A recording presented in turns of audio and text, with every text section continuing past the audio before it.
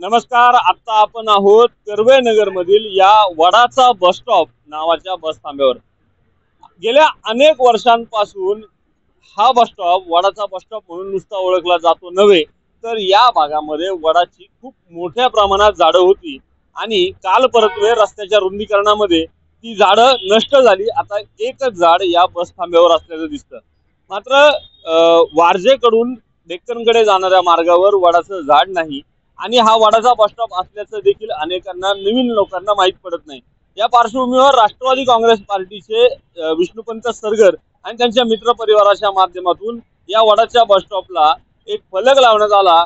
हे फलक लावला नव्हे तर या ठिकाणी वडाच्या झाडाचं वृक्षारोपण आज आषाढी एकादशीच्या मुहूर्तावर यांनी करत एक निसर्ग संवर्धनाचा संदेश या ठिकाणी दिलेला आढळून येतोय. आपण त्या पार्श्वभूमीवर विष्णुपंत सरगर यांच्याशी बोलतोय. काय संकल्पना होती इथे झाड लावलंय तुम्ही, हा फलक लावलाय, काय संकल्पना? मला आवर्जून आनंद होतोय, कारण असं की कित्येक वर्षापासून ह्या वडाचा बस स्टॉप म्हणून आपल्याला ज्ञात आहे, पण या रस्त्यामध्ये रुंदीकरणामध्ये वडाचे झाड काढण्यात आलं.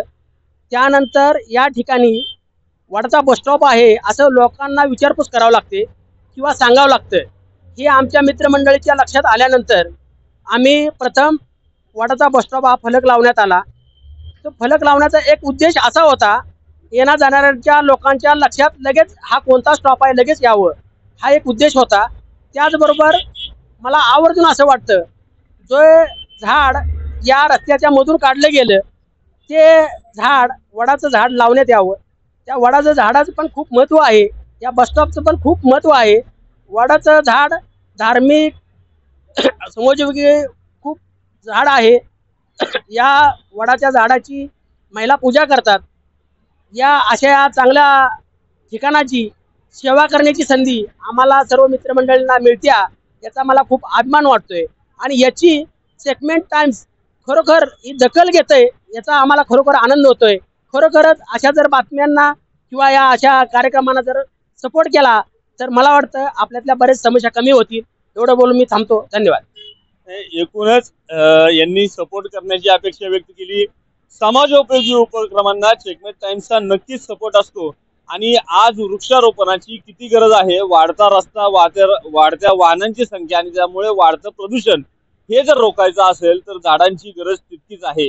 आणि या मंडळाने एकूणच हे ध्वनी प्रदूषण, वायू प्रदूषण रोखण्यासाठी आणि त्याचबरोबर उन्हापासून नागरिकांचा बचाव व्हावा यासाठी हे जे झाड लावलंय त्याला चेकमेट टाइम्सच्या वतीने शुभेच्छा. आणि नागरिकांना आवाहन करतो की आपल्या माध्यमातून देशी वृक्षांची जास्तीत जास्त लागवड करणं आणि त्याचं जतन करणं याच्यासाठी प्रत्येकाने संकल्प केला पाहिजे. आपण ऑक्सिजन घेतोय, कोरोनामध्ये आपल्या लक्षात आलंय की ऑक्सिजनचा दर काय पडतो, त्यामुळे फुकटात उपलब्ध होणारा ऑक्सिजन मिळवण्यासाठी नागरिकांनी झाडाच्या फांद्या तोडण्यापेक्षा झाडांचं रोपण करणं अधिक महत्वाचं असतं, अधिक गरजेचं असतं या ठिकाणी अधोरेखित होत आहे.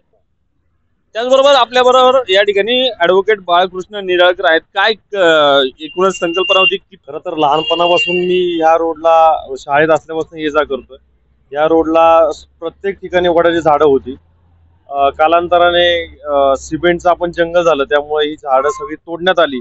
त्याचं परत वृक्षारोपण झालं नाही. जेव्हा हरित लवादामध्ये मी जेव्हा काम करतो तेव्हा बऱ्याच ठिकाणी लोक झाडं काढतात आणि परत त्याचं वृक्षारोपण करत नाहीत.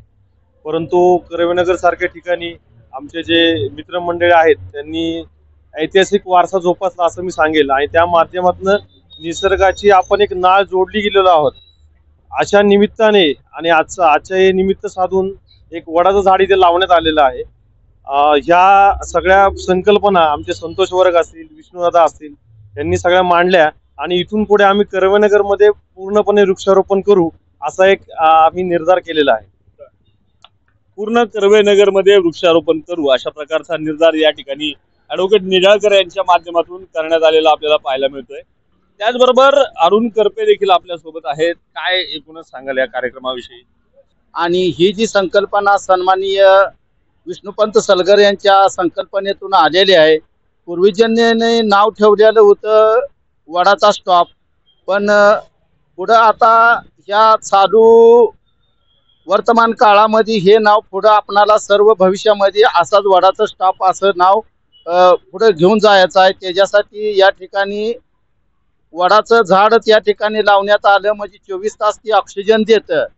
वृक्षवल्लरी आम्हा सोयरी असं जी सांगितलेलं आहे, ते वृक्षामुळं सर्व नागरिकांना या ठिकाणी ऑक्सिजन भेटतं आणि निसर्गाचा समतोल राहतो.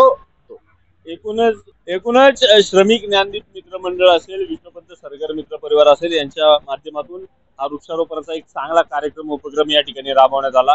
आपण देखील असे वृक्षारोपणाचे कार्यक्रम उपक्रम राबवत असाल तर आपली ही वृत्त आम्हाला प्रसिद्ध करायला आवडतील.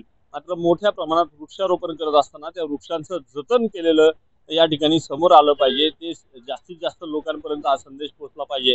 हाच उद्देश चेकमेट टाइमचा असून आपल्या उपक्रमाला प्रसिद्धी देण्यासाठी आम्ही सदैव तत्पर आहोत. आपल्याला उपक्रमांसाठी भविष्यात शुभेच्छा.